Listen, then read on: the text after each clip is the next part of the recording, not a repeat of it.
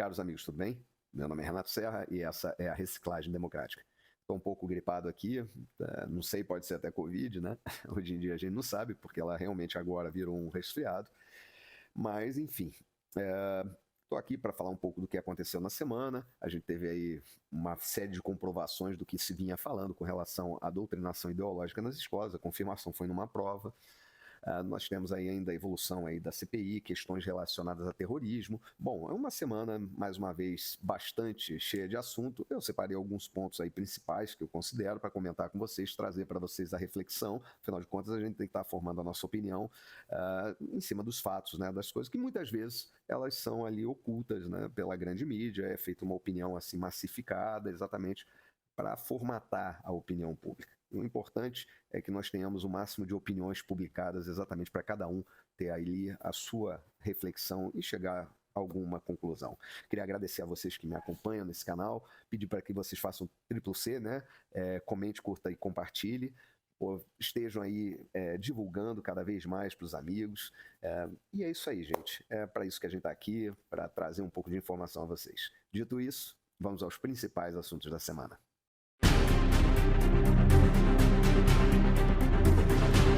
E a semana começou ainda com os impactos da prova do Enem, que foi aplicada nesse final de semana, e que aí, né, a gente percebe que aquilo que a grande mídia propagava, que era a histeria da extrema-direita, que estava querendo invadir a autonomia dos professores dentro ali do ambiente acadêmico, querendo ideologizar a educação e etc., vai caindo por água abaixo mais uma vez, mais uma narrativa. E a verdade estabelecida ali que está tudo infiltrado exatamente de pessoas doutrinadas, né, que estão querendo doutrinar as próximas gerações.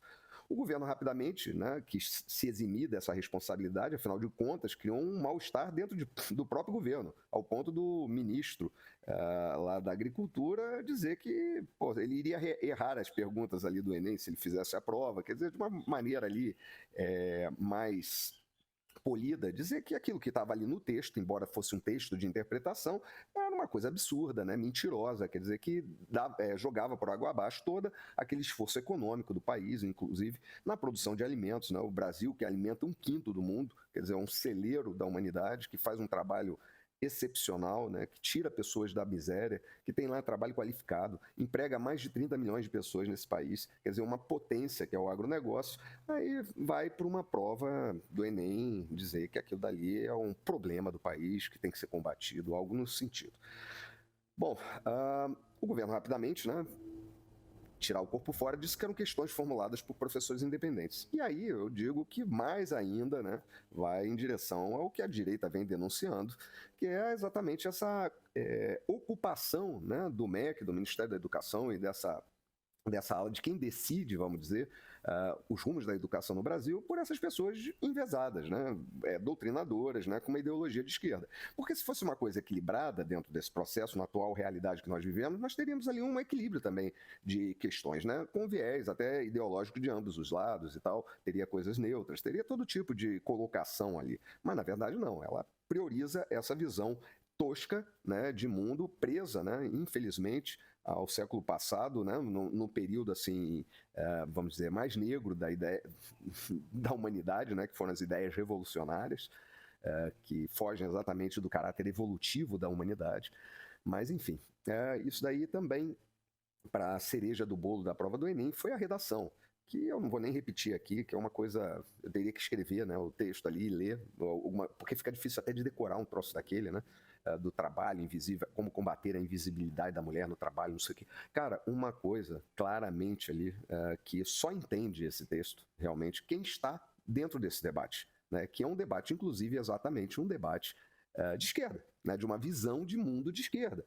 E como combater a invisibilidade da mulher, quer dizer, é uma coisa assim, quando a gente vê que não há essa invisibilidade da mulher, quer dizer, a mulher é valorizada em vários aspectos, né? Ela já ocupou o seu lugar na sociedade, ela tem lá, ela nunca vai ser igual ao homem, isso daí não existe, né? O homem é homem, mulher é mulher, existem trabalhos que realmente não cabem a uma mulher fazer, né? Até por causa de questões, inclusive físicas, né? De força do homem.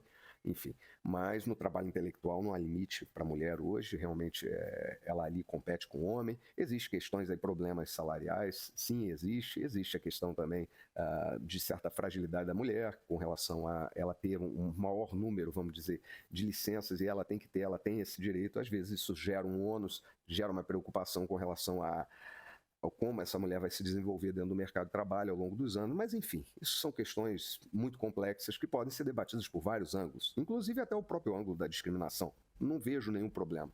Eu acho que a gente tem que estar debatendo isso. Mas o que se coloca nessa redação do Enem foi de claro viés ideológico de esquerda.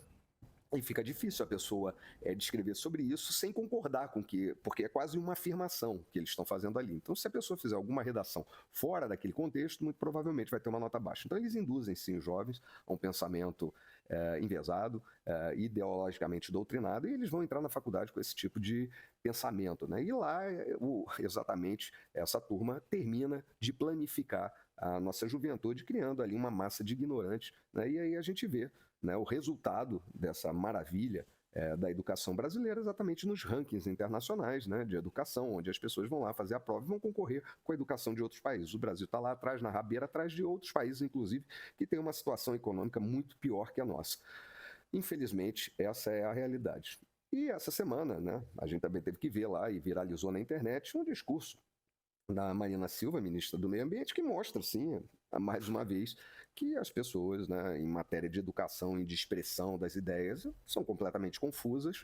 A Marina é lá para justificar o injustificável, né? Maior número de queimadas, a Amazônia está pegando fogo, tempestade de areia seca, e dessa vez o governo não tem responsabilidade nenhuma com isso, como não tem mesmo, né? Não pode ter, mas o governo passado tinha toda a responsabilidade. Se caísse uma árvore, o responsável era o ex-presidente. Agora não, agora todo mundo quieto, os ambientalistas quietos, os atores todos quietinhos, caladinhos, boca fechada, ninguém dá um pio, mas vai lá a Marina falar um monte de abobrinha, um monte de absurdo, e a gente tem que ouvir aquele troço, né? E falar, pô, isso é um ministro, né? Uma ministra do Meio Ambiente, que a gente sabe que está muito bem mal comunada com as ONGs da Amazônia, e a gente vê a questão que vai avançando da CPI das ONGs da Amazônia, e vai cada vez mais desmendando, né, esse mecanismo de apropriação de terras da Amazônia, de expulsão de pessoas que estão lá, né, de indivíduos que estão lá, nessa falsa proteção de indígenas, né, mantendo eles ali naquele zoo antropológico que o intelectual gosta muito, né, de ver, né, o cara na condição miserável, mas diz, não, ali nós estamos preservando a cultura indígena, quer dizer, mesmo sabendo que o indígena não quer viver naquela miséria, né? E aí temos essas situações esdrúxulas. E, por falar em situação esdrúxula e viralização, tivemos também aí duas falas do ministro Flávio Dino, duas falas muito infelizes, uma delas com relação à vacina, né? Que o brasileiro vacina. Eu tenho todas as vacinas na minha carteira, meus filhos sempre levei para vacinar. Nós temos uma cultura de vacinação, não é esse o problema, não é essa a questão. A questão é que ele chega lá e diz que não podia pegar o brasileiro, né, o cidadão, algemar, levar à força. Ele gostaria, mas não pode, né, ainda. Né? Tomem cuidado, porque ainda não pode. Pode ser que no futuro ele possa fazer isso. Mas levar o cara algemado para vacinar. Mas que ele poderia usar a espada da democracia, ou seja, fazer as sanções de maneira a obrigar o cidadão a vacinar. E aí a gente está falando da vacina da Covid, que é uma vacina que, segundo os relatórios de estudos lá dos Estados Unidos, e qualquer um tem acesso a isso, os efeitos adversos dessa vacina, né, até hoje comprovados ali, somadas todas as outras vacinas durante toda a história da vacinação que tem na humanidade, que se tem registro, né, essa vacina tem mais efeitos do que o somatório de todas as outras. Né, isso já comprovado. Nós temos aí uma vacina que não impede a pessoa de ficar doente e nem de transmitir. Bom, durante um processo de pandemia, a fim de preservar a vida dos mais frágeis e você ter ali uma situação de pânico e exatamente você ter um medicamento experimental e chegar e falar, gente, vamos nessa, porque é o único que a gente tem, e foi o que se viu, né? Muito estranha a origem do vírus, muito estranha toda essa movimentação, né? Quer dizer que a informação nos trouxe com relação a essa vacina, mas tá bom, é uma pandemia, né? As pessoas têm que ter o direito de escolher, né? Inclusive por estarem com medo. Não se sabe direito o que estava se enfrentando. Isso é uma coisa. Agora, nós sabemos, todos nós sabemos, que mesmo com toda a conversa da segurança das vacinas, que a vacina de NRA mensageiro, que é uma coisa extremamente nova, né, uma tecnologia inédita em seres humanos, ela tenha segurança, tenha não sei o quê, ainda não se pôde fazer o teste, né? Que é aquele teste ao longo do tempo. Qual é o efeito que essa vacina vai ter dentro de 5 anos, 10 anos e tal? Como é que isso vai se reagir dentro do corpo do ser humano? Então não se sabe isso simplesmente por um motivo, não se passou o tempo. Né? É necessário tempo para isso. Então não faz sentido nesse momento, na atual situação de saúde, se propor uma obrigatoriedade de vacina, ou então forçar as pessoas a vacinarem dessa vacina, principalmente crianças, se nós não estamos numa situação como essa. Então isso é complicado, é complexo, mas o ministro foi lá e fez isso e infeliz fala, né, tentando exatamente, mostrando, né, o seu viés autoritário, a pessoa que ele é.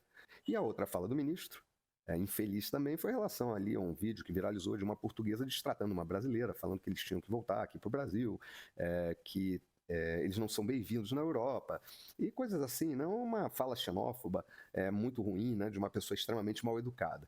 Enfim, mas o ministro resolveu tomar aquela frase, tomar as duas talvez da brasileira, mas na verdade ele atacou toda a comunidade portuguesa, atacou o governo português, fez ali um ataque desnecessário, uma besteira, quer dizer, criando uma tensão, um incidente diplomático. Afinal de contas, o Brasil foi Reino Unido de Portugal, o Brasil realmente participou de todo aquele desenvolvimento, mas foi desenvolvido também graças à vinda dos portugueses para cá, quer dizer, nós existimos graças a isso, senão não existiríamos. Então, essa conversa, né, dar linha a esse tipo de coisa, esse sentido de revolta, revanche e tal, mostra bem o caráter também do ministro, né, que além de autoritário, é revanchista. Quer dizer, hoje talvez seja uma figura assim muito bem cotada para o Supremo Tribunal Federal, que é exatamente onde ele quer estar. Bom, e falando ainda do ministro, né? Essa semana foram presos aqui no Brasil 2 pessoas ali, 2 terroristas do Hezbollah, suspeitos aí de terrorismo, numa operação que juntou a Polícia Federal lá a Polícia Federal do Brasil, né, mas a polícia israelense e tal, e denunciaram e tal, acabaram sendo presos, e aí houve 6 mandados de busca e apreensão em 6 localidades diferentes. E, bom, prova que realmente o terrorismo está no Brasil e ele tem seus apoiadores aqui. E aí a gente vê essa turma da esquerda, que para essa turma tudo é nazismo, menos matar judeu. Então, o que a gente vê nessas narrativas e tal, que se constroem em torno dessa questão de Israel e Palestina, que é uma questão extremamente complexa. Ali não tem santo, mas tem uma coisa que é fato. O povo palestino, né, aliás, o povo palestino quer paz, mas os governantes, né, os líderes palestinos nunca, jamais aceitaram qualquer acordo de paz, porque a ideia deles é o fim do Estado de Israel, que é uma democracia onde vivem árabes e judeus com os mesmos direitos naquele país. Então tudo que se fala é muito obscuro com relação a isso.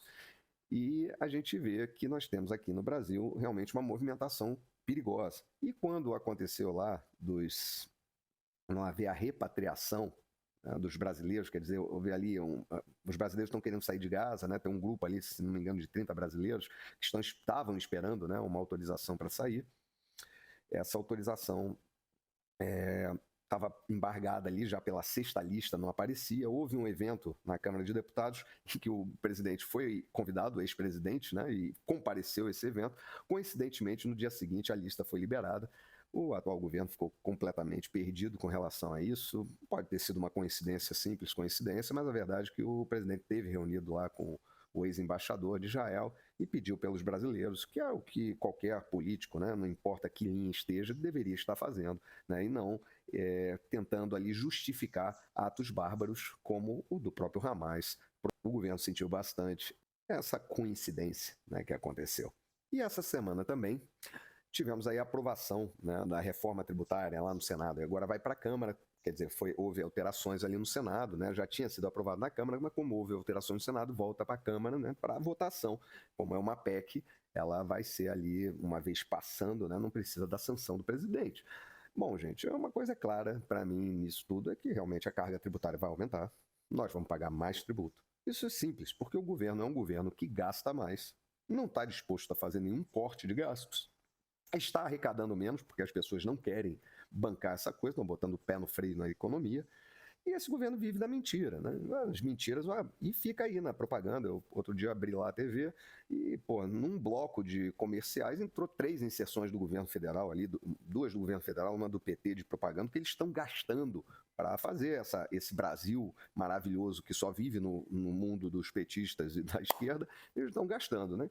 Então, imagino quanto custa cada inserção dessa em horário nobre, né? Que eu estava ali na TV na hora do jornal. Mas, enfim, é o que a gente está vendo, quedas de arrecadação e aumento de gastos. Então, o que vai acontecer claramente com isso é que nós vamos ter que pagar mais. Isso não se iluda com relação a isso, o imposto vai aumentar, né? Pode ser que venha alguma simplificação, algum benefício, mas o fato é que a economia do Brasil vai aí descendo ladeira. E a gente vê, né, uma das propagandas do governo é que o governo ali querendo justificar as viagens do presidente, né, que o presidente gastou alguns milhões ali viajando, mas trouxe 111 bilhões em investimentos estrangeiros para o país. Ou seja, o PT pegou lá todo o investimento, né, o governo, todo o investimento exterior que todo ano entra no país, né, o capital entra no país para investir, pegou todo esse número e botou como responsabilidade da viagem do Lula, ou consequência das viagens do Lula. Só que, em comparação ao ano passado, esses investimentos que supostamente o Lula trouxe caíram 30%. Então, esse é o número da realidade. Então, a gente está vendo uma realidade que é muito diferente do que o governo quer mostrar.